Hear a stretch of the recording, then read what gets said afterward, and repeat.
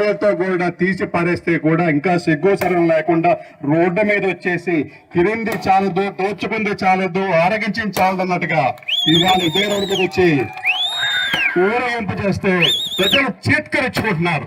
చేసిందే చాలదు. ఇవాళ మీకు తెలుసో తెలీదు, బెంగళూరులో 1000 కోట్ల ఆస్తి సంపాదించింది ఆమె. 1000 కోట్లు, ఒకే ఒక అపార్ట్మెంట్ 10 ఎకరాలు, 1000 కోట్లు. ఎక్కడి నుంచి వచ్చింది? మీ అందరి రక్తం దాంట్లో ఉంది. మీ అందరి రక్తం తోడింది ఆమె, మీ అందరి రక్తం తోడింది. 1000 కోట్లు. ఆమెకు ఒకప్పుడు రెంట్ కట్టడానికి డబ్బులు లేవు, ఉండేదానికి డబ్బులు లేవు. ఇవాళ 1000 కోట్ల మాటలు మాట్లాడుతుందంటే ఏడకపోయింది, ఎవరి డబ్బు, ఏడు నుంచి వచ్చినాయి, ఇవన్నీ కూడా లెక్క తేవాల్సి ఉంది. ఏదనంటే నేను నెంబర్ 1 హీరోయిన్ అంట. ఆమెకు ఆమె 1, 2లు పెట్టేసుకుంటా ఉంటది. నాకు తెలిసినంత వరకు దీనికి ఎక్కువ వ్యాంప క్యారెక్టర్. అలాంటి ఆమె ఇవాళ 1000 కోట్లకు తాల్చిందంటే అర్థం చేసుకోండి ఎన్ని కోట్లు, ఎంత మందిని దోచింది, ఎంత మంది రక్తం తాగింది, ఎన్ని భూములు కబ్జా చేసింది, ఎన్ని లంచాలు తిరింది. ఇవన్నీ కూడా మనం తిరగడాల్సి ఉంది. అవన్నీ కూడా టైం వస్తుంది. ఒళ్ళు జాగ్రత్త పెట్టుకోకపోతే అన్నిటికీ టైం వస్తుంది. ఇది నేను హెచ్చరికని చెప్పడంలా, ఎందుకంటే మాది కక్ష సాధింపు ధోరణి కాదు. చట్టం దాని పని నేను చేసుకొని పోతుంది. మీరు ఎప్పుడు కూడా గత 1 సంవత్సరంగా చూస్తా ఉన్నారు. అందరూ ఓట్లేశారు, 45,000 మెజార్టీ వచ్చింది. ఎవరి కాదనేది మనం దానికే చెప్తున్నా. ఎవరి మీద కక్ష సాధింపోలే. ఎక్కడ కూడా ఈ 1 సంవత్సరంలో ఎక్కడ కూడా ఏమన్నా కొట్టుకునే దాకా ఉన్నాయా? భూ కబ్జాలు ఏమయ్యా? ఎక్కడ కూడా అలాంటివి లేవు. ఇవాళ కూడా గంజాయి చేస్తారని కూడా వైకాపా బ్యాచ్ చేస్తా ఉంది. ఎందుకంటే వాళ్ళ అధినేత జగన్మోహన్ రెడ్డి ఒక గంజాయి స్మగ్లర్, గంజాయి ఆకతాయి పోయింది. పోలీసు వాళ్ళు కొడితే వాళ్ళంటికి పరామర్శ వెళ్తాడు. దాన్ని బట్టి చెప్పొచ్చు వాళ్ళ దేనికి ప్రయారిటీ ఇస్తారనేది. ఒక గంజాయి స్మగ్లర్ కి, ఆకతాయికి వాళ్ళ ఇంటికి వెళ్ళి పరామర్శిస్తారంటే వాళ్ళ ఉద్దేశం, వాళ్ళ నడవడి దానికని చెప్పాల్సిన అవసరం వెళ్ళా. మన బతుకులు రేలపాలు చేస్తారని చెప్పడానికి దీనికన్నా పెద్ద ఉదాహరణ అవసరం వెళ్ళా. వాళ్ళు నిజంగా చెప్పాలంటే వైకాపా నాయకులు కాదు, రాబందులు వాళ్ళు రాష్ట్రం పట్ల. ఇక్కడున్న ఎమ్మెల్యే గాలిలో గెలిచిన గాలిగాడు. కరోనాలో ప్రజలతో లేడు, ప్రజల్ని పట్టించుకోలేదు, ప్రజలకు ఒక చిన్న పని కూడా చేయలేదు. ఆ తర్వాత ఏ రోజు కూడా ప్రజలలో ఆయన లేడు. ఈవీఎంల మ్యానిపులేషనో లేకపోతే గాలిలో గెలిచాడో ఆ దేవుడికి తెలియాలి. నగిరి నియోజకవర్గంలో గెలిచిన రోజు నుంచి ఈ రోజుటి వరకు ఒక్క అభివృద్ధి కార్యక్రమం చేశాడా? కేవలం దోచుకోవటం, దాచుకోవటం. ఈరోజు ఇసుకలో పట్టుబడ్డ వాళ్ళంతా తెలుగుదేశం పార్టీ వాళ్ళు, ఎమ్మెల్యే భానుప్రకాష్కి ముఖ్య అనుచరులు. నిజంగా ఈరోజు మీరు చూడాలి, ఇంత పెద్ద టిప్పర్లు ఇసుకని డంప్ చేసుకొని తమిళనాడుకి వెళ్తున్నాయి. ఎక్కడి నుంచి వెళ్తున్నాయ్యా అంటే రాజంపేట నుంచి తిరుపతి మీదుగా నగిరికి వచ్చి ఇక్కడ డంపింగ్ చేసుకొని వెళ్తున్నాయి. అంటే ఇది వైఎస్ఆర్సీపీ అధికారంలో ఉందా, కూటమి ప్రభుత్వం అధికారంలో ఉందా? ఈరోజు రాజంపేట నుంచి చూస్తే తెలుగుదేశం పార్టీ ఎమ్మెల్యేలు, తిరుపతిలో జనసేన ఎమ్మెల్యేలు, వీళ్ళు అఫీషియల్స్తో, పోలీసులతో, మైనింగ్ వాళ్ళతో కొల్లుడై ఈ విధంగా టిప్పర్లు, ఇదేం సైకిల్ బైక్ కాదు, ఒక చిన్న బ్యాగ్లో పెట్టుకొని దాచి పెట్టుకొని వెళ్ళటానికి ఇంత పెద్ద అక్కర్లేని పేరు. తమిళనాడులో డైలాగ్ వేస్తే రీసౌండ్ ఆంధ్రాలో వినిపిస్తుంది. ఆంధ్రాలో డైలాగ్ వేస్తే ఇన్ఫ్యాక్ట్ యావత్ భారతంలో డైలాగ్ వినిపిస్తుంటుంది. అటువంటి సినారియో, అటువంటి సిచ్యువేషన్. అటువంటి వ్యక్తి ఇటు రాజశేఖర రెడ్డి మీద విరుచుకుపడిన, చంద్రబాబు నాయుడు మీద మాటల తూటాలు పేల్చిన తనదంటూ ఒక ప్రత్యేకమైన స్టైల్. అటువంటి రోజా ఈరోజు నగరికి సంబంధించి మాట్లాడుకున్న సందర్భం కావచ్చు, చిత్తూరు జిల్లాలో కావచ్చు, సెన్సేషనల్గా మారారు. ఆఫ్ కోర్స్ ఆల్రెడీ సెన్సేషనల్, ఇప్పుడు మరింత సంచలనంగా మారింది. కారణం అటు గాలి భానుప్రకాష్ వర్సెస్ రోజాగా మారిన వ్యవహారం. ఈ నేపథ్యంలో అక్కడ ఏం జరుగుతోంది, మరీ ముఖ్యంగా తన మీద వస్తున్న ఆ ఆరోపణలకు సంబంధించి రోజా ఎలా వెళ్ళబోతున్నారు, ఎటువంటి అడుగులు వేయబోతున్నారు, మరి ముఖ్యంగా బెంగళూరులో 1000 కోట్లు 10 ఎకరాలు ఒక అపార్ట్మెంట్, ఇది వినిపిస్తున్న మాట నిజమేనా? డైరెక్ట్గా లైవ్లోనే ఉన్నారు రోజా గారు. మాజీ మంత్రి, మరి ముఖ్యంగా పర్యాటక క్రీడా యువజన శాఖ మంత్రిగా వైసీపీ ప్రభుత్వ హయాంలో పనిచేశారు. సో ఈ నేపథ్యంలో ఆరోపణల్లో ఎంత వాస్తవం ఉంది, దాంతోపాటు మిగిలిన ఆరోపణలకు సంబంధించి కూడా ఇవన్నీ కూడా డీటెయిల్గా మాట్లాడుకుని తెలుసుకునే ప్రయత్నం చేద్దాం. Let's directly go to across to మాజీ మంత్రి రోజా. ఒక్కసారి రోజా గారి దగ్గరికి వెళ్ళే ప్రయత్నం చేస్తున్నాను. రోజా గారు, గుడ్ ఈవినింగ్ అండి. రోజా గారు, బెంగళూరులో 1000 కోట్ల ఆస్తి 10 ఎకరాల స్థలంలో ఒక అపార్ట్మెంట్ నిజంగా ఎప్పుడు కొన్నారో ఎవరికి తెలియదు? నాకు కూడా తెలియలేదండి, మీరే అడుగుతుంటే నాకే ఆశ్చర్యంగా ఉంది. ఎక్కడుందో చూపిస్తే సగం మీకు రాసి ఇచ్చేస్తాను. ఇది నేనంటున్న మాట కాదు, మీ ఎమ్మెల్యేనే అంటున్న మాట. ఎవరైనా అనినోడికి మీరు చెప్పండి, ఎక్కడుందో చూపిస్తే సగం రాసి ఇచ్చేస్తా, మీరే సాక్ష్యం. అంటే నిప్పు లేదంటే పొగరాదంటూ ఉంటారు కదా, మరి ఆ నిప్పు ఎక్కడి నుంచి వచ్చింది, పొగ ఎక్కడి నుంచి వచ్చింది?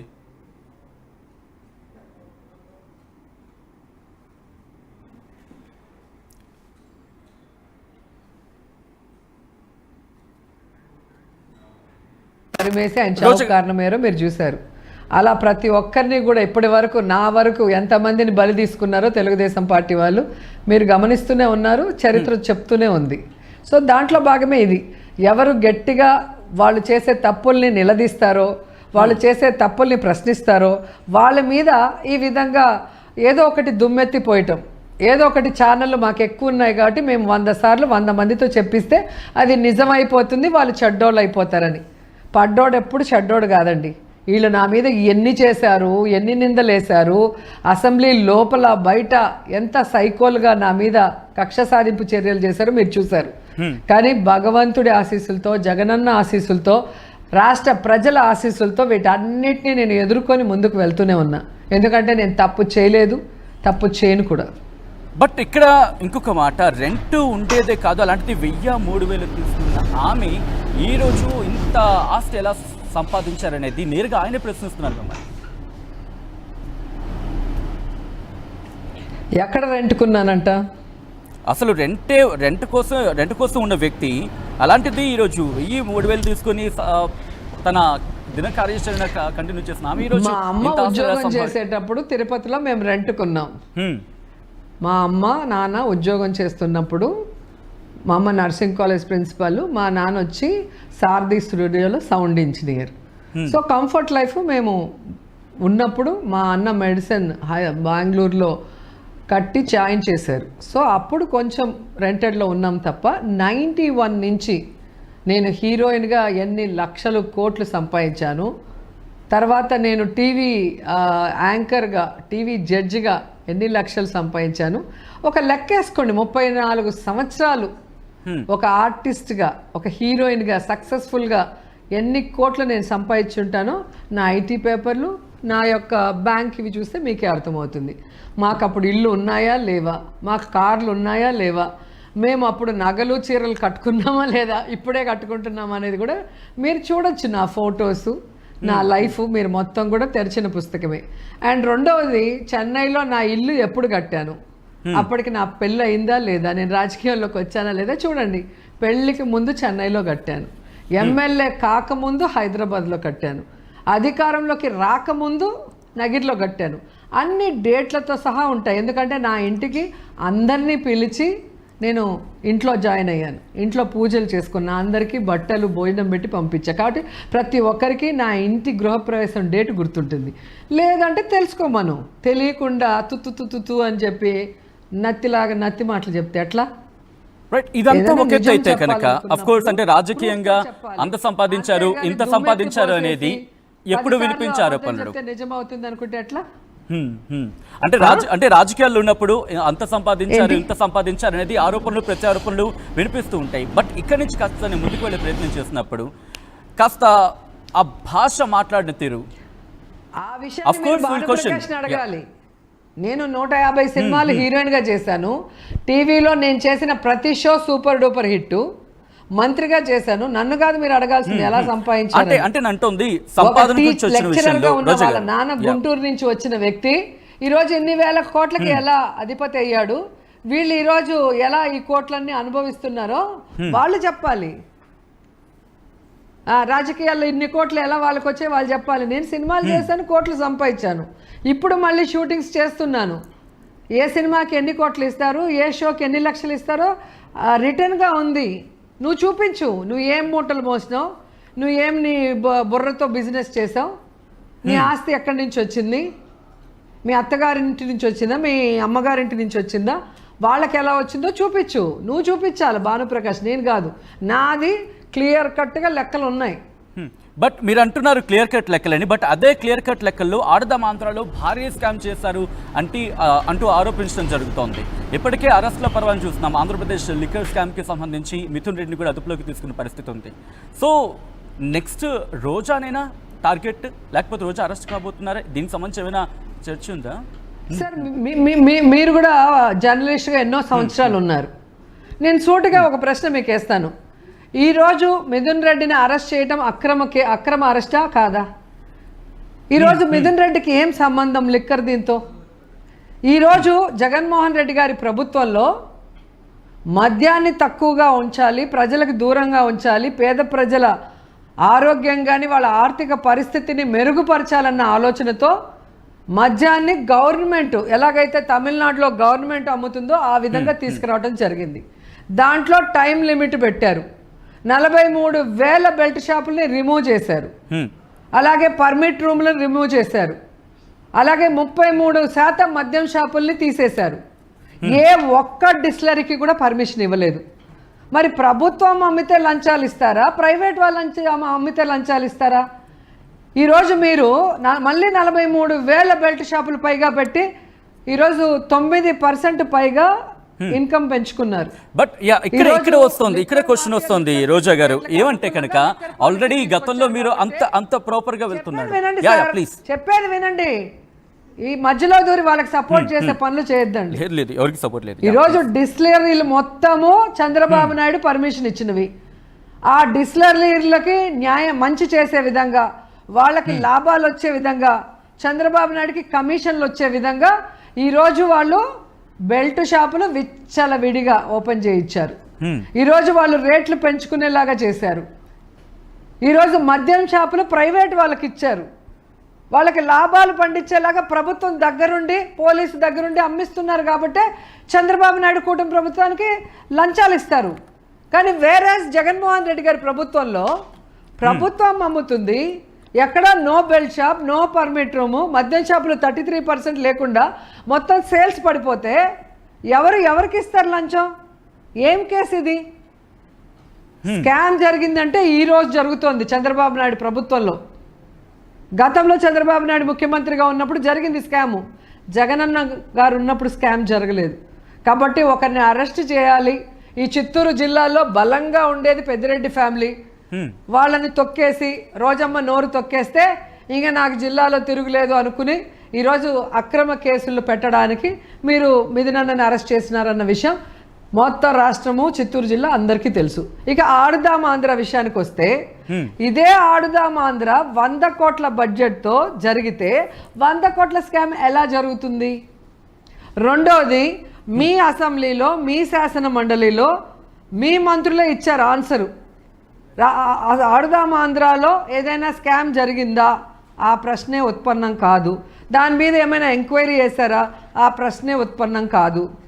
దాన్ని ఎలా వాళ్ళు ఉపయోగించారు? ఆ మనీ R&B టెండర్లు వేసింది, ప్రొక్యూర్ చేసింది, డబ్బులన్నీ 26 జిల్లాల కలెక్టర్లకు పంపిస్తే వాళ్ళు గేమ్స్ కండక్ట్ చేసి ప్రైజ్ మనీ ఇచ్చారు అని క్లియర్గా మీరే ఇచ్చి, ఈరోజు సంబంధమే లేని రోజాని, బైరెడ్డిని బాగా మాట్లాడతారు, గట్టిగా మాట్లాడతారని వాళ్ళని అరెస్ట్ చేస్తాం, వాళ్ళని అరెస్ట్ చేస్తాం, వాళ్ళని అరెస్ట్ బెదిరిస్తున్నారా? బెదిరింపులా లేకపోతే వాస్తవ రూపందాల్చే అవకాశం ఉందా? మామూలుగా ఉండదు. ఏది బెదిరింపులా లేకపోతే వాస్తవ రూపానికి వెళ్ళే అవకాశం ఉందా? ఎందుకంటే పార్టీలో మీకు సంబంధించి చర్చ జరుగుతూ ఉంటుంది. ఎటువంటి మాటలు కరెక్ట్గా అసెంబ్లీలో రిటర్న్ గా ఇచ్చాక మళ్ళీ మీరు కూడా ఇలా అడిగితే నేనేం చెప్పగలను? అసెంబ్లీలో అబద్ధం చెప్పలేరు కదా, శాసన మండలిలో అబద్ధం చెప్పలేరు కదా. కాబట్టి తప్పు జరగలేదని క్లియర్గా రిటర్న్గా ఒక మంత్రి ఇచ్చిన తర్వాత బయటకు వచ్చి పచ్చ ఛానల్లో పిచ్చి పిచ్చి మాటలు మాట్లాడుతూ, బెదిరింపులు చేస్తూ, తప్పుడు కేసులు పెడతాం తప్పుడు సాక్ష్యాలతో అంటే ఎవరు భయపడతారు? ఎందుకు భయపడాలి? రైట్. ఇక్కడ మీరు ఇంకొక మాట అనడం జరిగింది మిథున్ రెడ్డి విషయానికి వచ్చినప్పుడు. అఫ్ కోర్స్ మిథున్ రెడ్డి కూడా తను సిట్ ఎంక్వైరీకి వెళ్ళే క్రమంలో ఆర్టీవీ ఆయనతో ఎక్స్క్లూజివ్గా మాట్లాడినప్పుడు ఆయన ఒక మాట అన్నారు, ఇది కక్ష సాధింపు చర్యల్లో పెట్టిన కేసు అండి. బట్ సిట్ ఎంక్వైరీ ఇవన్నీ చూసిన క్రమంలో నేను అదే పాయింట్కి వస్తున్నా. సో ఈరోజు మిథున్ రెడ్డి అయ్యారు, రేపు ఉదయం బిగ్ బాస్ అనే పేరు వినిపిస్తోంది. జగన్ కూడా అరెస్ట్ అయ్యే అవకాశం ఉందా? అటువంటి చర్చ ఏమైనా జరుగుతుందా? ఒకవేళ అరెస్ట్ అయితే పార్టీ ఎటువంటి కార్యాచరణతో ముందుకు వెళ్ళబోతోందండి? అండ్ ఎస్పెషల్లీ రోజా రోల్ ఎలా ఉండబోతుంది అప్పుడు? Please. Liquor policy Jaganmohan Reddy గారు తీసుకొచ్చింది ప్రభుత్వానికి డబ్బు వచ్చే విధంగా, పేదవాడికి నష్టం జరగకుండా, వాడికి మందు అందుబాటులో లేకుండా, వాడి ఆర్థిక పరిస్థితి విచ్ఛిన్నం కాకుండా ఎలా చేశారో మీరు చూశారు. వేరస్ చంద్రబాబు నాయుడు మీరు సచ్చినా సావండి, మాకు డబ్బులు కావాలి, కమిషన్లు కావాలని తను ఇచ్చిన డిస్టిలరీ వాళ్ళని కాపాడుకుంటూ తాను లంచాలు తీసుకోవడానికి ఈరోజు దాన్ని ప్రైవేట్ వాళ్ళ పరంగా పెట్టి ప్రభుత్వానికి రావాల్సిన లాభానికి గండి కొట్టి ప్రభుత్వం నుంచి ప్రైవేటు వ్యక్తుల చేతికి ఇచ్చాడు. వాళ్ళకి నచ్చినట్టుగా పాలసీ మార్చాడు. వాళ్ళ ఇష్టానికి పర్మిట్ రూములు, బెల్ట్ షాపులు పెట్టుకునే దానికి అవకాశం ఇచ్చినప్పుడు వాళ్ళు చేసింది స్కామా, మేము చేసింది స్కామా? రెండోది, మా గవర్నమెంట్లో చీప్ లిక్కర్ ఇచ్చారు, లేదా లిక్కర్ పాలసీ లిక్కర్ డిస్టిలరీ వాళ్ళ వల్ల తీసుకొచ్చామన్నారు. వాళ్ళని ఎందుకు అరెస్ట్ చేయలేదు? దానికి సంబంధం ఉన్న ఎవరిని అరెస్ట్ చేయరు. ఎందుకంటే లిక్కర్లో స్కామ్ జరగలేదు కాబట్టి అప్పుడున్న ప్రిన్సిపల్ సెక్రటరీని అరెస్ట్ చేయరు, అప్పుడున్న దానికి సంబంధించిన వాళ్ళని అరెస్ట్ చేయరు, దానికి సంబంధించిన డిస్టిలరీస్ ఓనర్స్ని ఇది అరెస్ట్ చేయరు. ఈ రోజుటికి కూడా వీళ్ళు ప్రభుత్వంలోకి వచ్చి 1 సంవత్సరం అవుతున్నా కూడా ఇంకా లిక్కరు అదే డిస్టిలరీస్ దగ్గర నుంచి కొంటున్నారు. మరి ఎందుకు కొంటున్నారు? వాళ్ళని అరెస్ట్ చేయకుండా, వాళ్ళని బ్యాన్ చేయకుండా వాళ్ళ దగ్గర ఎందుకు కొంటున్నారు? తప్పు జరిగినప్పుడు, నాసి రకం మందు వచ్చినప్పుడు, లేదా దాంట్లో ఏదో తప్పు ఇల్లీగల్ జరిగినప్పుడు మూసేయాలి కదా. డిస్టిలరీలు మూసేయాలి, ఓనర్ని అరెస్ట్ చేయాలి, వాళ్ళని కేసు పెట్టి లోపల పెట్టాలి. వాళ్ళతో లంచాలు తీసుకొని ఎందుకు వాళ్ళతోనే మీరు మళ్ళీ వాళ్ళకి ఆర్డర్లు ఇచ్చి ఎందుకు తీసుకుంటున్నారు? దానికి ఆన్సర్ చెప్పమనండి. అసలు మిథున్ రెడ్డికి లిక్కర్కి ఏం సంబంధం చెప్పండి? ఏమన్నా అర్థం ఉందా? చిన్న పిల్లోడికి కూడా అర్థమవుతుంది. ఈరోజు ఆంధ్రప్రదేశ్లో పరిపాలన ప్రకారం చూస్తే బలమైన వాయిస్ ఉన్న నాయకులు, జగనన్నతో సన్నిహితంగా ఉన్న నాయకులు, జగనన్నకి సైనికుల్లాగా ఉన్న నాయకుల్ని ఎలా టార్గెట్ చేసి వాళ్ళని జైల్లో పెట్టి పార్టీని భూస్థాపితం చేయాలన్న ఆలోచనతో ముందుకెళ్తున్నారు. మీ అందరికీ తెలుసు, గతంలో కూడా కాంగ్రెస్తో కుమ్మక్కై చంద్రబాబు నాయుడు జగనన్నని ఎన్ని నెలలు తప్పుడు కేసులు పెట్టి లోపల పెట్టించారు. ఏమైంది? జగనన్న బయటకు వచ్చి ముఖ్యమంత్రి అవ్వలేదా 151 సీట్లతో? అప్పుడన్నా జగనన్న ముఖ్యమంత్రి అయితే ఎలా పనిచేస్తాడో ప్రజలకు తెలియకున్నా ఆయన మీద అభిమానంతో రాజశేఖర రెడ్డి కొడుకని ఆయన మీద తప్పుడు కేసులు పెట్టి ఒక చిన్న వయసులో ఒక మనిషిని ఇంతమంది కలిసి జీవితము జైలు పాలు చేశారన్న ఒక బాధతో ఓటేశారు. కానీ ఈరోజు కనుక కూటమి ప్రభుత్వం జగనన్న మీద చేయి పెట్టాలనుకుంటే వాళ్ళ సమాధి వాళ్లే కట్టుకున్నట్టు అవుతుంది. ఎందుకంటే కులం, మతం, పార్టీ చూడకుండా జగన్మోహన్ రెడ్డి గారు ప్రతి ఇంటికి, ప్రతి పేదవాడికి, వాడు అర్హుడైన వాడు ఏ కులం వాడైనా, ఏ పార్టీ వాడైనా ఎలా అన్నీ అందుబాటులోకి ఇచ్చాడు, రాష్ట్రాన్ని ఎలా అభివృద్ధి వైపు నడిపించాడు, ఎలా ఇండస్ట్రీలు తీసుకొచ్చి యువతకి ఉద్యోగ అవకాశాలు కల్పించాడు, మహిళలకి రక్షణ, వాళ్ళకి రాజకీయంగా, ఆర్థికంగా ఎలా సపోర్టివ్ ఇచ్చారు, రైతులకి వెన్నెముకగా ఎలా ఉన్నాడో అందరికీ తెలుసు. మరి ఎందుకు గెలవలేదు అంటే, మరి ఎలక్షన్ రోజు పోలైన ఓట్లకి, కౌంటింగ్ రోజు కౌంటింగ్ చేసిన ఓట్లకి ఎందుకు 45 నుంచి 50 లక్షల ఓట్ల తేడాలు వచ్చాయి? ఎక్కడైనా నెల రోజులు ఉంటే బ్యాటరీ డౌన్ అవుతుంది, కానీ 90-95% పెరిగింది అంటే ఎవరు అర్థం చేసుకోలేరా? కూటమి ప్రభుత్వంలో మీరు చేసిన మోసాన్ని. ఇక్కడ ఒక క్వశ్చన్ రైజ్ అవుతూ ఉంటుంది, ఎందుకంటే ఆ రోజు ఉన్నది కూడా భారతీయ జనతా పార్టీ ప్రభుత్వమే కేంద్రంలో, అండ్ ఈసారి ఎలక్షన్స్ జరిగినప్పుడు కూడా భారతీయ జనతా పార్టీ ప్రభుత్వమే. అఫ్ కోర్స్ ఈ క్వశ్చన్ మీకు రిపీటెడ్గా వచ్చి ఉండుండొచ్చు, బట్ ఎందుకు జరిగింది అనుకుంటున్నారు అప్పుడు? అప్పుడు గెలిచింది మీరు, ఇప్పుడు గెలిచింది టీడీపీ. జగన్మోహన్ రెడ్డి ఎవరితో అలయన్స్ పెట్టుకొని ఎలక్షన్కి వెళ్ళలేదు. ఆయన ప్రజల్ని నమ్ముకున్నాడు, ప్రజల్లో నుంచి రావాలనుకున్నాడు. మొదటిసారి 67 సీట్లతో వచ్చారు, రెండవసారి 151 సీట్లతో వచ్చారు, 2 సార్లు సింగిల్గా వచ్చాడు. దొంగతనం చేసే పని మాకు అవసరం లేదు. నిజంగా దొంగతనంగా గెలవాలి అనుకుంటే జగనన్న మోడీ గారితో అలయన్స్ పెట్టుకుంటే ఈరోజు చంద్రబాబు నాయుడు ముఖ్యమంత్రి అయ్యేవాడా, పవన్ కళ్యాణ్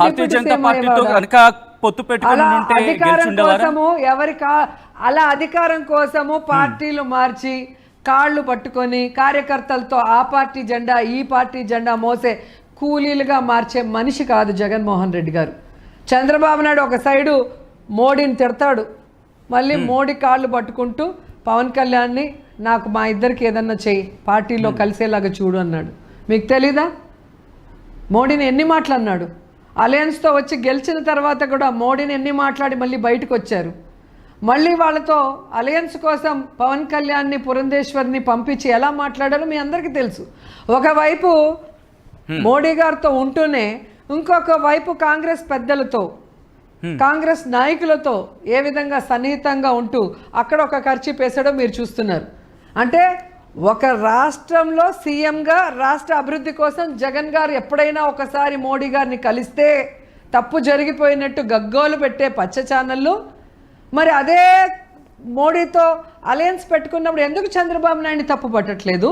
ఒక పక్క మోడీతో ఉంటూ కాంగ్రెస్ వాళ్ళతో ఆయన మంత్రాలు జరుగుతూ వాళ్ళతో సన్నిహితంగా ఉన్నప్పుడు ఎందుకు దాని గురించి గగ్గోలు పెట్టట్లేదు?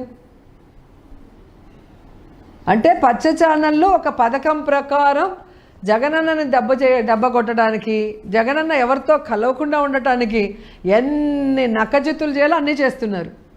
జగన్ గారే చెప్తున్నారు కదా, నేను ఎవరితో అలయన్స్ పెట్టుకోను, నేను సింగిల్గా వస్తాను, ప్రజల ఆశీస్సులు ఉండి నన్ను సీఎం చేస్తే వాళ్ళకి సర్వీస్ చేస్తాను, అప్పుడు ఎవరు సెంట్రల్లో అధికారంలో ఉంటారో వాళ్ళు స్టేట్కి ఏది మంచి చేస్తే సపోర్ట్ చేస్తాను అని క్లియర్గా ఒక దమ్మున్న నాయకుడిగా చెప్తున్నా కూడా ఇంకా బురద జల్లాలన్న ఇక్కడ ఈ క్వశ్చన్కి వస్తున్నాను. ఎందుకంటే మహా అయితే పర్సెంటేజ్ ఓట్ షేర్లో చూసినప్పుడు ఐ థింక్ 2% or 3% మాత్రమే ఓట్ షేర్తో సబ్జెక్ట్ టు కరెక్షన్ అక్కడ మీరు బహుశా అధికారాన్ని కోల్పోవడం జరిగింది. సో ఈ సినారియోలో నెక్స్ట్ టైం వస్తే కనుక, నెక్స్ట్ టైం మేము వస్తాం 3 ఏళ్లలో వస్తాం అంటూ కూడా మాజీ ముఖ్యమంత్రి వైసీపీ అధినేత జగన్ మాట్లాడిన సందర్భం. సో ఈ క్రమం గురించి వచ్చే ప్రయత్నం చేస్తున్నా.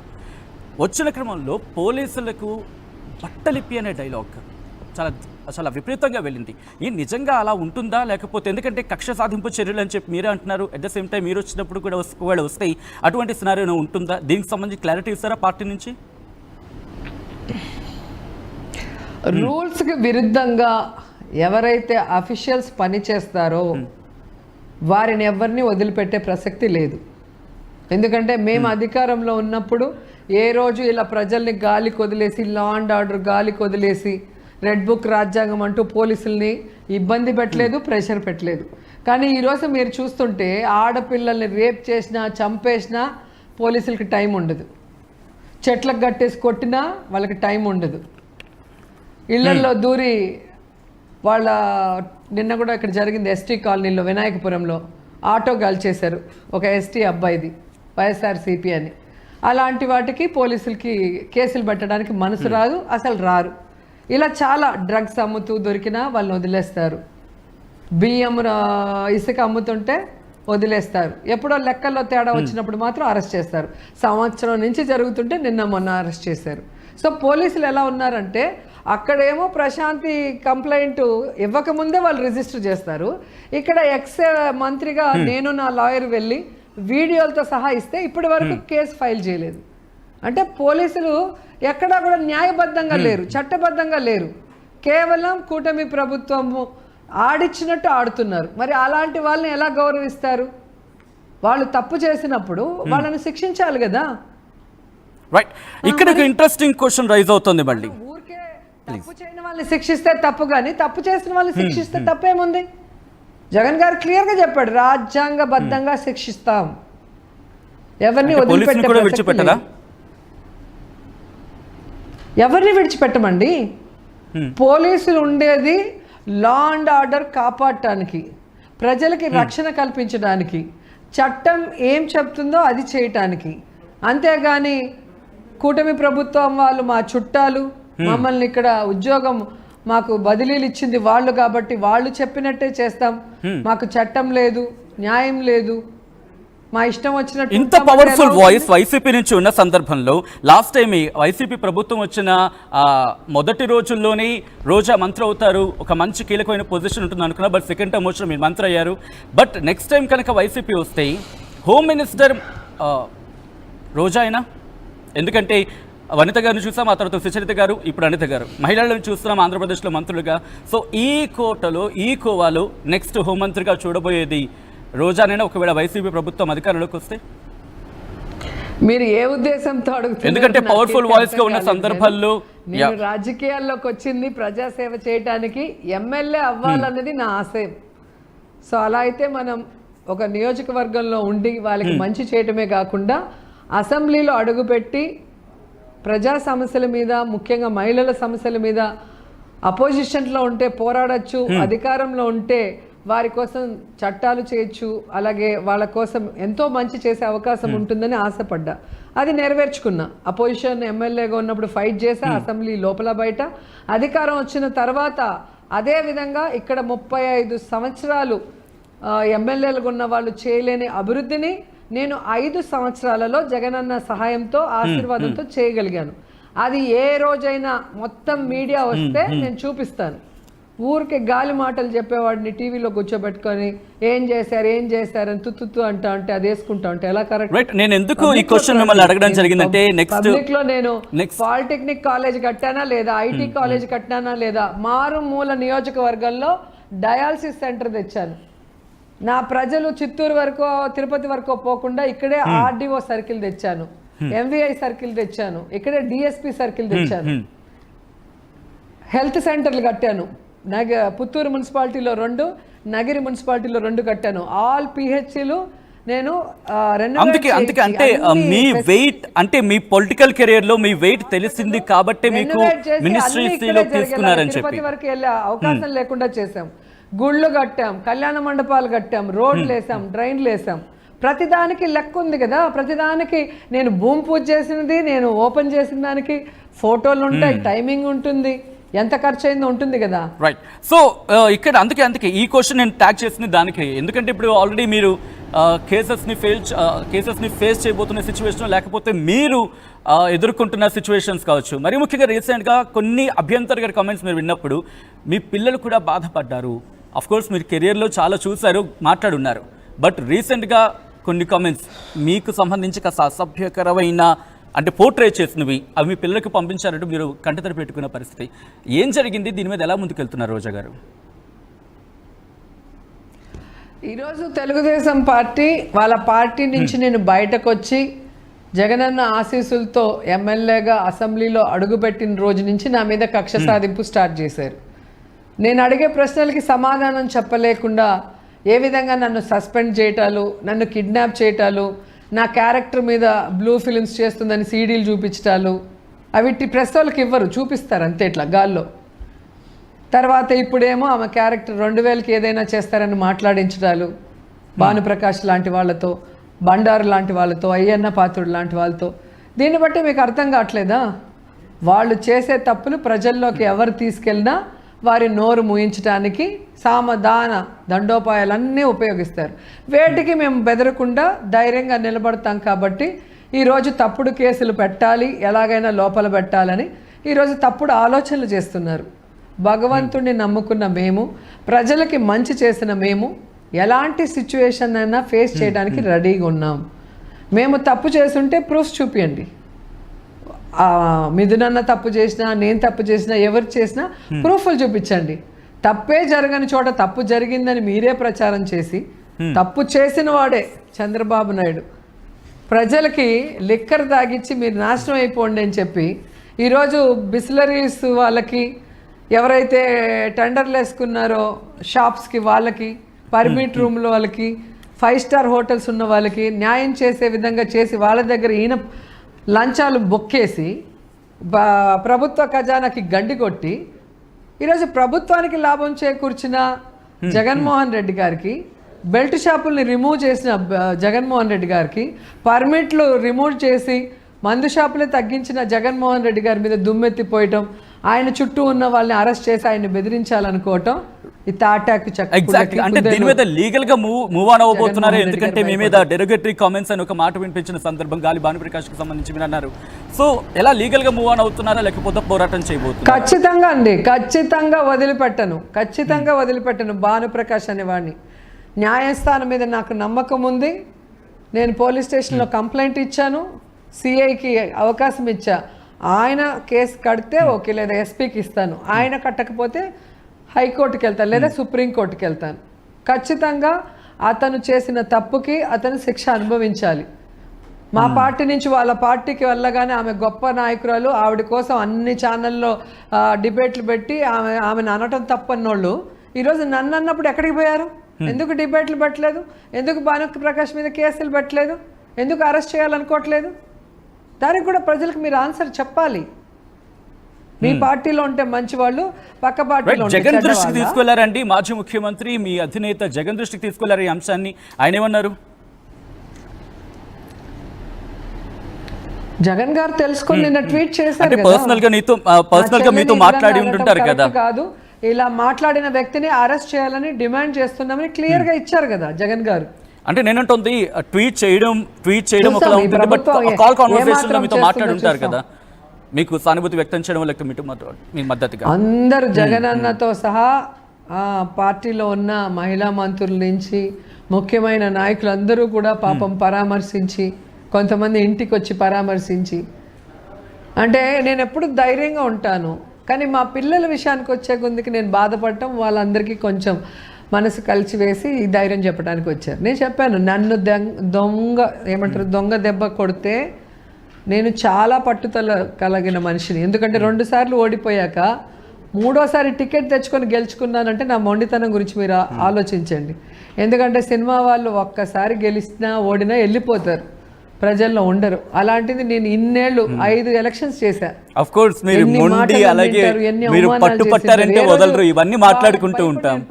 నాకై నేను చాలు అనుకొని వెళ్తే తప్ప ఒకడు చెప్పి ఎంత స్ట్రాంగ్ ఉమెన్ అయినా రోజా గారు పిల్లల దగ్గరకు వచ్చినప్పుడు వాళ్ళు హర్ట్ అయ్యేలా, ఎందుకంటే వాళ్ళకి చెప్పాలంటేనే ఆలోచించే పరిస్థితి. అటువంటిది వాళ్ళకి ఫుటేజ్ పంపించడం, వాళ్ళకి చేయడం అనేది అఫ్కోర్స్ ఎవరైనా కండెమ్ చేస్తారు. పిల్లల స్టేటస్ ఏంటి ఆ టైంలో, అండ్ మీరు ఎలా దాన్ని డిఫెండ్ చేస్తారు? అఫ్కోర్స్ ఎంత స్ట్రాంగ్ ఉమెన్ అయినా దాన్ని డిఫెండ్ చేయడం కష్టం, అండ్ మీ ఫేజ్ ఎలా ఉంది ఆ టైంలో? ఇప్పుడు నేనైనా సెల్వమణి గారైనా సినిమాలో పాలిటిక్స్లో ఉన్నాం కాబట్టి చెడ్డోళ్ళు ఉంటారు, మంచోళ్ళు ఉంటారు, ఎదవలు ఉంటారు, సైకోలు ఉంటారు. సో వాళ్ళు ఎలా ఫేస్ చేయాలనేది మేము మా లైఫ్లో మేము నేర్చుకున్నాం. కానీ వీళ్ళు చిన్న పిల్లలు, ఇంకా సొసైటీని ఎలా ఫేస్ చేయాలో తెలియదు. వాళ్ళ చదువు, వాళ్ళ ఫ్రెండ్స్, వాళ్ళ కజిన్స్ తప్ప వాళ్ళకి వేరే విషయం తెలియదు. అలాంటి పిల్లల్ని హెరాస్ చేస్తుంటే వీళ్ళు ఎంత ఎదవలు, ఎంత సైకోలు ఒకసారి అర్థం చేసుకోండి. ఆ మాట అంటే బూతులు అంట, సైకో అంటే బూతు, ఎదవంటే బూతు. కానీ వాళ్ళ పిల్లల్ని ఏ ఫోటోలైనా పిల్లలకి పంపిస్తారు, వాళ్ళని ఎంతైనా హెరాస్ చేస్తారు, మమ్మల్ని ఎన్నైనా మాట్లాడతారు. ఒకసారి ఇప్పుడు మీరు మాట్లాడుతున్న క్రమంలో చాలా చాలా చాలా కామెంట్లు మాట్లాడతారు, ఎంత దిగజారిపోయారు జనసేన తెలుగుదేశం పార్టీ వాళ్ళు. బట్ ఓకే, అంటే నేను అంటుంది పిల్లలు అఫ్కోర్స్ వాళ్ళు చిన్న పిల్లలు, ఎందుకంటే ఇప్పుడంటే కొంచెం పెద్ద అయ్యారు, మీరు చెప్తే అర్థం చేసుకుంటారు. బట్ చిన్నప్పటి నుంచే వాళ్ళతో ఎలా హ్యాండిల్ చేస్తున్నారు సార్? అర్థం చేసుకోవడానికి ఏముంది సార్ దీంట్లో? మీరు చెప్పండి. మీరు మీ మదర్ ఉన్న ఫోటోల్ని న్యూడ్గా చేసి మార్ఫింగ్ చేసి మీకో మీ అమ్మకో పంపిస్తే పరిస్థితి ఏంటి? దీంట్లో మనం వాళ్ళకి చెప్పేదానికి ఏముంటుంది? వాళ్ళని ఏమని కన్విన్స్ చేస్తాం చెప్పండి పిల్లల్ని? ఎవరికైనా, భానుప్రకాష్కైనా, లోకేష్కైనా, పవన్ కళ్యాణ్కైనా నా పిల్లలకి పంపించినట్టు, నా కొడుకు నేనున్న ఫోటోల్ని న్యూడ్గా మార్ఫింగ్ చేసి నా కొడుకు పంపించినట్టు వాళ్ళది కూడా వాళ్ళ కొడుకులకి పంపిస్తే ఎలా ఉంటుంది? వాళ్ళ మమ్మీది కొడుకులకి పంపిస్తే చెప్పండి మీరు. ఆ పిల్లల మనసు ఎంత విరిగిపోతుంది, సొసైటీ అంతే ఎంత అసహ్యం వేస్తుంది, ఎంత భయం వేస్తుంది ఒకసారి ఆలోచించండి. సైకలాజికల్ మీరు మాట్లాడుతున్నప్పుడు ఇంతవరకు వినిపించిన స్ట్రాంగ్ వాయిస్ రోజు అది వేరు, ఇప్పుడు ఆ గద్గద స్వరం, ఆ గొంతులో అర్థమవుతోంది మీరంతా పెన్ భరించారనేది. సార్ ఈరోజు దొంగ అయినా మంచోడు ఎవరికైనా అల్టిమేట్గా పిల్లలంటే ప్రాణం ఉంటుంది. ఆ పిల్లల జోలికి ఎవరైనా వస్తే ఒప్పుకోరు సార్. అలాంటిది నేను ఇంత సిన్సియర్గా ప్రజలకి సర్వీస్ చేసుకుంటూ నా పిల్లలకి నా కుటుంబాన్ని పోషించుకుంటూ షూటింగ్స్ చేసుకుంటూ నేను నా కుటుంబం వరకు నేను పరిమితం అయితే నన్ను ఏదో బ్యాడ్గా మీరు ప్రొజెక్ట్ చేయాలనుకుంటే ఎలా నేను వదులుకుంటాను? నా పిల్లల్ని మీరు హర్ట్ చేయాలి, సైకలాజికల్గా వాళ్ళ మానసికంగా దెబ్బ కొట్టాలనుకుంటే నేను ఎలా ఊరుకుంటాను? వాట్ రోజాస్ యాక్షన్ మీరే అందరినీ చెడగొడుతున్నారు. జరిగితే ఇది 10 అయ్యి అందరివి కానీ మార్ఫింగ్ చేసి పెట్టడం వస్తే వీళ్ళ ఇండ్లల్లో వీళ్ళని ఏం చేస్తారో మీకే తెలుసు. ఆఫ్ కోర్స్ రోజా గారు ఎవరైనా సరే ఎవరైనా ఇటువంటి చర్యలకు దిగితే మా పిల్లలు ఫోటోలు వాళ్ళ ఇంట్లో వాళ్ళని కొడతారు, మామూలుగా కొట్టరు. Deeply condemnable. ఎవరైనా యాక్ట్ ఎవరు చేసినా సరే highly objectionable and it's highly objectionable and condemnable. Of course ఆ పెయిన్ అర్థమవుతుంది, ఎందుకంటే మీ ఇంతవరకు నేను మాట్లాడిన రోజా వేరు, ఇప్పుడు మాట్లాడుతున్న రోజా వేరు. సో ఇటువంటి సినారియోలు, ఎందుకంటే అంత పార్వతీదేవి కూడా తన కొడుకు దగ్గరికి వస్తే శివుడిని కూడా విడిచిపెట్టలేదు. ఇప్పుడు రోజా ఏం చేయబోతున్నారు? What Roja's action this regard అంటే ఏమంటారు? ఇప్పుడైతే నేను న్యాయబద్ధంగా పోరాడుతున్నాను, న్యాయస్థానం మీద నమ్మకం ఉంది, చూద్దాం ఏం జరుగుతుందో. Of course please. కానీ తప్పు చేసిన వాళ్ళనైతే వదిలిపెట్టను, భగవంతుడు కూడా వదిలిపెట్టాడు, ఖచ్చితంగా వాళ్ళని శిక్షిస్తాడు. రైట్, ఇక్కడ నుంచి నేను కాస్త మళ్ళీ ముందుకు వెళ్ళే ప్రయత్నం చేస్తున్నాను ప్లీజ్. ఇలాంటి యదవల్ని పార్టీలోంచి సస్పెండ్ చేయాల్సిన బాధ్యత చంద్రబాబు నాయుడుకు ఉంది. అంత ఏడ్చి అంత నానా యాగి చేశాడు కదా, జరగని దాన్ని జరిగినట్టుగా. మరి ఈరోజు నాకు జరుగుతుంటే ఏం చేస్తున్నారు? ఆ పార్టీలో ఉండేవాడిని సస్పెండ్ చేసి కేసు పెట్టించాలని తెలియదు ఆయనకి? వాళ్ళ ఇంట్లో వాళ్ళు అయితే ఆడోళ్ళు, వాళ్ళ పార్టీలో ఉండేవాళ్ళు ఆడోళ్ళు. మేము ఆడోళ్ళం కాదు, మాకు ఫ్యామిలీలు లేవు, మాకు ఎమోషన్స్ లేవా? లేదా మమ్మల్ని అన్నప్పుడు వీళ్ళకి రూల్స్ రెగ్యులేషన్స్ గుర్తు రావా? ఏం చేస్తున్నాడు చంద్రబాబు నాయుడు గారు? దీనికేనా ఆయన సీఎం అయింది? దీనికైనా డిప్యూటీ సీఎం పవన్ కళ్యాణ్ అయింది? దీనికైనా అనిత గారు హోమ్ మినిస్టర్ అయింది? ఎంతసేపు జగన్ గారిని తిట్టడానికి, భారతమ్మని విజయమ్మని తిట్టడానికి, మమ్మల్ని తిట్టడానికి ఆమెను హోంమంత్రి చేసినట్టుండాలి. బట్ ఇక్కడ ఇదే కాంటెక్స్ట్ లో మీకు కూడా కొన్ని క్వశ్చన్స్ రైజ్ అవుతున్నాయి. అఫ్ కోర్స్ మీరు సమాధానం ఇస్తారని అనుకుంటున్నాను, ఎందుకంటే మీరు అంటే మీ ప్రభుత్వం ఉన్న సందర్భంలో అసెంబ్లీలో భువనేశ్వర్ గారిని చేసిన వ్యాఖ్యల మీద ఎక్కడా ఖండించలేదు, ఎక్కడా మాట్లాడలేదు. ఇప్పుడు తనకు పెయిన్ ఉంది కాబట్టి మాట్లాడుతున్నారంటూ కూడా. ఏంటి ఆ రోజు మీరు అసెంబ్లీలో ఉన్నారా? నేను క్లియర్ కట్గా అడుగుతున్నానండి. అసెంబ్లీలో ఎవరైనా మాట్లాడి ఉంటే రికార్డ్ అయి ఉంటుంది కదా. ఆయన 3 సార్లు ముఖ్యమంత్రి అయిన వ్యక్తిగా చంద్రబాబు నాయుడు.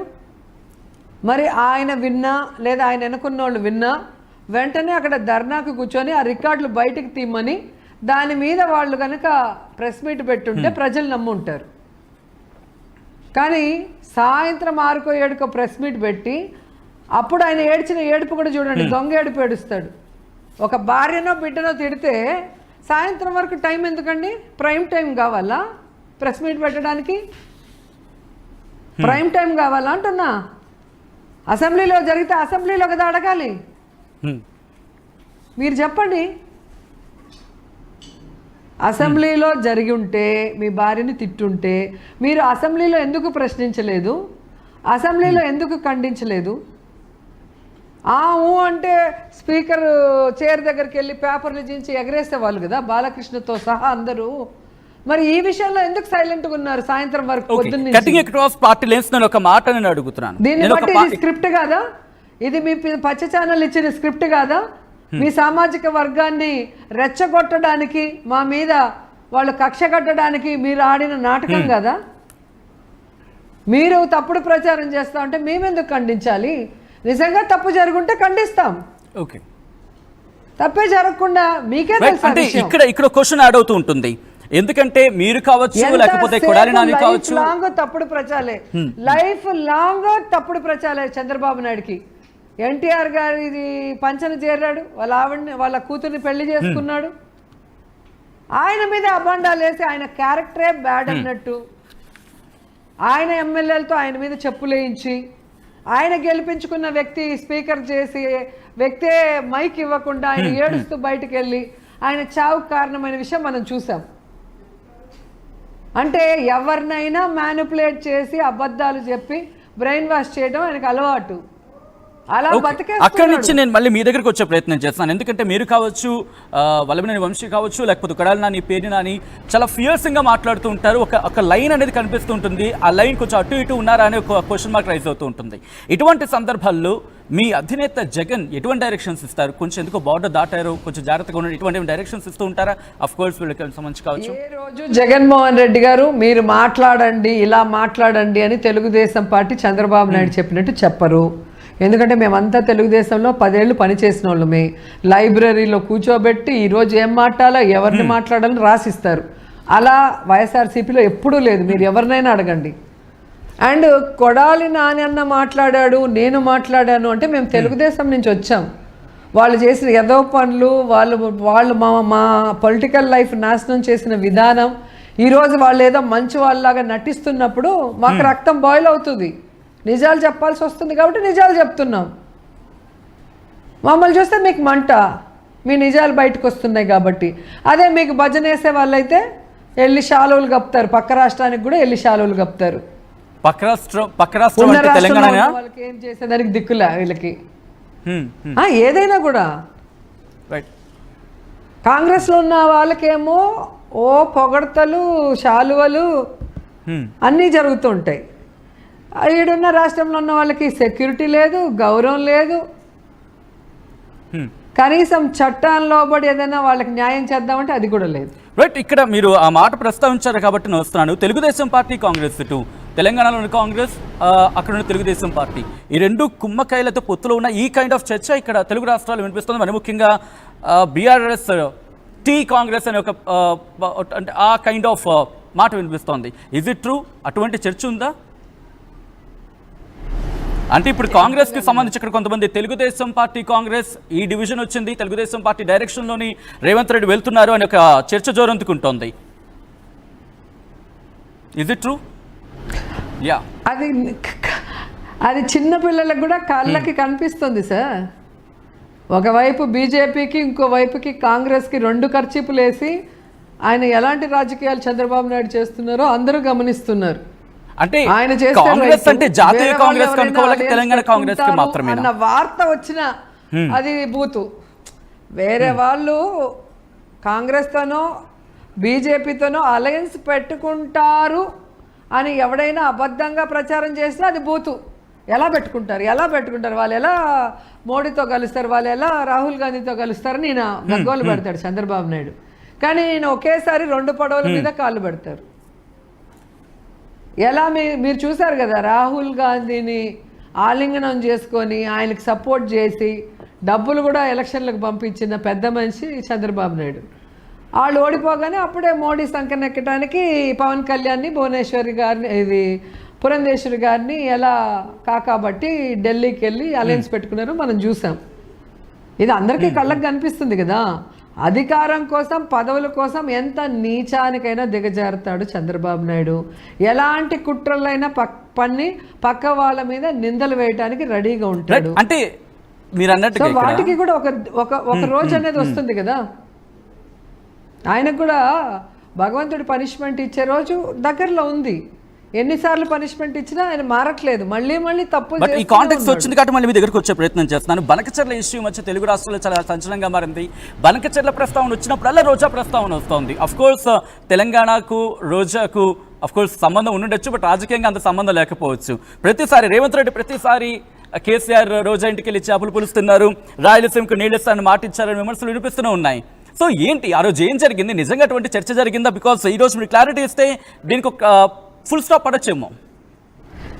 నాకు అదే అర్థం కావట్లేదు. చాలామంది నాకు ఆ వీడియో పంపించినప్పుడు నేను అనుకున్నా, సరే కేసీఆర్ గారిని పిలిచి భోజనం పెట్టింది, నేను ముఖ్యమంత్రి అయ్యాక నన్ను పిలిచి ఇంకా భోజనం పెట్టలేదన్న కోపమా, లేకపోతే మేమందరం కలిసి తెలుగుదేశంలో వర్క్ చేశాం కదా, మాకు జూనియర్ తెలుగుదేశంలో రేవంత్ మాకు జూనియర్.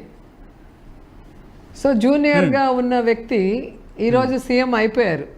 సో మనం కలిసి పని చేసాం, మమ్మల్ని ఎందుకు పిలవట్లేదు ఇంటికి, మాకెందుకు భోజనం పెట్టలేదు, ఏదన్నా జలసిగా తప్ప వేరేముంది ఇక్కడ? పిలుస్తున్నారా రేవంత్ రెడ్డి గారిని భోజనానికి? మరి ఆయన వచ్చేలాగుంటే రమ్మని చెప్పండి, ఆయనకు కూడా భోజనాలు పెట్టి పంపిస్తారు. లేకపోతే అసెంబ్లీ ఎప్పుడున్నా ఇదొకటి, రోజమ్మ భోజనం పెట్టింది, అది నాకు పబ్లిసిటీ ఇస్తున్నాడా లేకపోతే నన్ను ఎందుకు పిలవలేదనేసి పిలవమని రిక్వెస్ట్ పంపిస్తున్నారా మనకైతే అర్థం కాదు. అసలు ఇందుకే ఏం జరిగిందండి? ఆ రోజు మీరు కేసీఆర్ గారిని పిలిచారు, భోజనం పెట్టారు, ఆ కాన్వర్సేషన్ ఏమైనా చెప్తారు సో దట్ ఫుల్ స్టాప్ పడే అవకాశం ఉంటుంది. ఆ రోజు నేను హైదరాబాద్లో ఉన్నానండి, యాక్చువల్గా ముందు రోజు ఈవెంట్లో ఉన్నాను. తమిళనాడులో 40 yearsకి ఒకసారి వాటర్లో నుంచి తీస్తారు కదా దేవుడిని, ఆ దేవుడిని చూడటానికి ఆ గుడికి వెళ్ళటానికి కేసీఆర్ గారు తిరుపతిలో దిగి చెన్నై వెళ్తున్నారు. సో రేణిగుంట ఎయిర్పోర్ట్ టు చెన్నైలో ఒకే ఒక నియోజకవర్గం నాది మాత్రమే ఉంది ఆంధ్రాలో, వేరే ఏ కాన్స్టిట్యున్సీ లేదు. సో వాళ్ళు ఫ్రెష్ అప్ అవడానికి భోజనాలకి మన కాన్స్టిట్యున్సీలో మీ ఇంట్లో పెడితే బాగుంటుంది అని చెప్పినప్పుడు నేను హైదరాబాద్ నుంచి ఎర్లీ మార్నింగ్ ఫ్లైట్కి వచ్చి అన్ని అరేంజ్మెంట్స్ చేయటం జరిగింది. ఎందుకంటే పొలిటికల్గా డిఫరెన్స్ ఉండొచ్చు కానీ ఒక ఏమంటే ఒక పోరాటం నాయకుడిగా, ఒక సీనియర్ పొలిటీషియన్గా వాళ్ళ కుటుంబంతో వాళ్ళు వచ్చినప్పుడు నేను గౌరవించి ఆహ్వానించాను. ఈరోజు రేవంత్ గారు వాళ్ళ వైఫ్ వాళ్ళ పిల్లలు వస్తారంటే కూడా నేను గౌరవంగానే ఆహ్వానిస్తే భోజనం పెడతాను, అంతేగాని వస్తానంటే రావద్దు మా ఇంటికి నేను పెట్టను అని చెప్పను.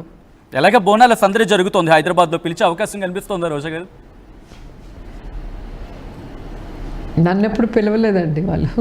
ఓకే, సో మేమైతే మొన్న ఈవెంట్ చేసాం, బోనాల ఈవెంట్ ప్రజలకి దగ్గరగా మేము ఎప్పుడు బోనాలు బాగా ఇంట్రెస్ట్గా చేస్తాము. సో మొన్న ఈవెంట్ కూడా చేసాం నేను శ్రీకాంత్ గారు. తెలంగాణ ప్రజలు నన్ను చాలా అభిమానిస్తారండి, మీరు ఆ ప్రాంతానికి వెళ్ళినప్పుడు చూడండి. నేను ఆంధ్రప్రదేశ్లో ఎమ్మెల్యే అయిన తర్వాత తెలంగాణలో ధైర్యంగా తిరిగి ఎలక్షన్ ప్రచారం చేశాను. అప్పుడు నా మీటింగ్స్ కి ఎలా జనం వచ్చారో ఒకసారి వీడియోస్ చూడండి. రిక్వెస్ట్ రోజా గారు ఒక్కసారి మీరు లైన్ లోనే ఉండండి. అండ్ ఒక బిగ్ బ్రేకింగ్ న్యూస్ అందుతోంది. చాలా పిక్చర్స్ నక్సలైట్స్ కి సంబంధించినవి మిమ్మల్ని సోషల్ ఒక్కసారి ఐ రిక్వెస్ట్ రోజా గారు, సారీ ఫర్ ది ఇంటరప్షన్, ఎందుకంటే బిగ్ బ్రేకింగ్ న్యూస్ అందుతోంది. మిథున్ రెడ్డిని అరెస్ట్ చేసి ప్రస్తుతం ఆయన్ని రాజమండ్రి సెంట్రల్ జైలుకి తరలిస్తున్నట్టుగా తెలుస్తోంది. ఈ అంశానికి సంబంధించి ఒక్కసారి రోజా గారు రియాక్షన్ తెలుసుకునే ప్రయత్నం చేద్దాం. రోజా గారు, ఆయన్ని అరెస్ట్ చేసి సెంట్రల్ జైలుకి తరలిస్తున్న నేపథ్యంలో పార్టీ ఎటువంటి యాక్షన్ తో ముందుకు వెళ్తోంది? ఖచ్చితంగా జగనన్న ఈ విషయాన్ని వదిలిపెట్టాడు. ఎందుకంటే మిథునన్న అరెస్టు అక్రమ అరెస్టు. పెద్దిరెడ్డి మిథున్ ఫ్యామిలీని ఈరోజు టార్గెట్ చేసి, ఎందుకంటే వాళ్ళు జగనన్నకి అండగా నిలబడి రాష్ట్రం మొత్తం కూడా పార్టీ చెప్పిన ప్రతి కార్యక్రమాన్ని చేస్తూ ముందుకు వెళ్తున్నారు. కాబట్టి అలాంటి బలమైన నాయకుల్ని దెబ్బతీసి పార్టీని విచ్ఛిన్నం చేయాలన్న కార్యక్రమంలో భాగంగా ఇది చేశారు. సో ఎక్కడా కూడా లిక్కర్లో తప్పు జరగలేదు, లిక్కరు ఎవరి ప్రైవేట్ వాళ్ళకి ఇవ్వలేదు, ప్రభుత్వానికి లాభం వచ్చే విధంగా చేసాం. ప్రజలకి కష్టం లేకుండా, ప్రజలు తాగుబోతులు కాకుండా మరి ప్రజల్ని కాపాడుకున్న జగనన్న మీద నిందలు వేస్తూ ఆయనకి బలమైన నాయకుడిగా ఉన్న మిథున్ గారిని అరెస్ట్ చేయటం అనేది ఇది చేతగాని దద్దమ్మ ప్రభుత్వం. అంటే మిథున్ రెడ్డిని కనుక అరెస్ట్ చేస్తే పార్టీ బలహీనపడుతుందా? దీన్ని నేను ఖండిస్తున్నాను. మేమందరం కూడా మిథున్ అన్నకి సంఘీభావం తెలియజేస్తున్నాం. మిథున్ అన్న కోసం ఎంత దూరమైనా మేము ఫైట్ చేస్తాం. ఇది ఈ రోజు కాదు, మిథున్ అన్నని గతంలో కూడా చంద్రబాబు నాయుడు ముఖ్యమంత్రిగా ఉన్నప్పుడు సంబంధమే లేకుండా తిరుపతి ఎయిర్పోర్ట్లో ఏదో గొడవ జరిగినట్టు అబద్ధపు సాక్ష్యాన్ని పెట్టించి 2 రోజుల తర్వాత ఎలా అరెస్ట్ చేయించారో మీరు చూశారు. జైలుకి పోతే చెడ్డోళ్ళేం అయిపోం కదా, తప్పు చేసి జైలుకి పోతే ప్రజలు అసహించుకుంటారు. కానీ తప్పే చేయని ఎవరినైనా వీళ్ళు అరెస్ట్ చేసి లోపల పెడితే ప్రజలు ఇంకా సింపతి చూపించి సపోర్ట్ చేస్తారు. ఈ చంద్రబాబు కూటమి ప్రభుత్వం మీద అసహించుకొని గాండ్రించి. అంటే ఇక్కడ బిగ్ బాస్ అనే పేరు వినిపిస్తోంది. ఆ Bigg Boss of course straight మీడియాలో కాకపోయినా సోషల్ మీడియా వేదికగా ఆ బిగ్ బాస్ ఎవరంటే కనుక జగన్ పేరు వినిపిస్తోంది. సో జగన్ అరెస్ట్ అయ్యే అవకాశం ఉందని, ఒకవేళ అరెస్ట్ అయితే వాట్ అంటే పార్టీ వీక్ అవుతుందా, పార్టీలో ఒక చీలిక రావడం, లేకపోతే పార్టీ నుంచి వేరే పార్టీకి వెళ్ళిపోయే అవకాశం, ఇటువంటి చర్చ ఏమైనా ఉందా? అప్పుడు పార్టీ ఏ కైండ్ ఆఫ్ మోడ్లోకి వెళ్ళబోతోంది రోజా గారు? సార్ లేనిపోని వాటిని మీరు ఊహించుకొని ఆ క్వశ్చన్లు మమ్మల్ని అడిగితే మేము ఆన్సర్లు చెప్పలేము.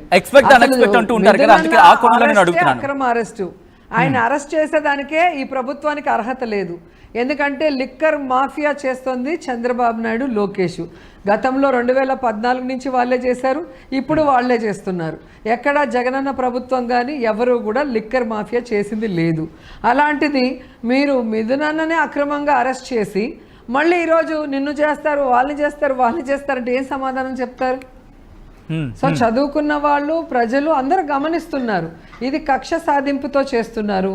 న్యాయస్థానంలో 4 రోజులు మీరు పెట్టగలరు, కానీ విచారణ స్టార్ట్ అయిన తర్వాత వీళ్ళ దగ్గర సాక్ష్యాలు ఉండాలి కదా.